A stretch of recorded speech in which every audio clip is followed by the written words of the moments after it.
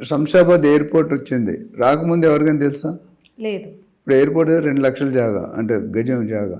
ఓ ఒకప్పుడు 2000 అంటే, ఇప్పుడు చంద్రబాబు గారు ఉన్నప్పుడు 2000 గారు అంటే ఎవరు కొనేవారు కాదు. కుక్కటిపల్లిలో 500 అంటే ఎవరు కొనేవారు కాదు. ఇప్పుడు కుక్కటిపల్లి 2.5 లక్షలు, లేదు ప్లేస్. 2.5 లక్షలు ఉన్నది, very scares.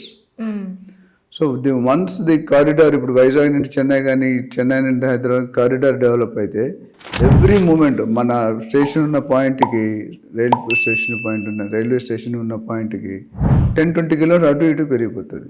Because connectivity is happening. Real estate ఎప్పుడు పెరుగుతుందమ్మా?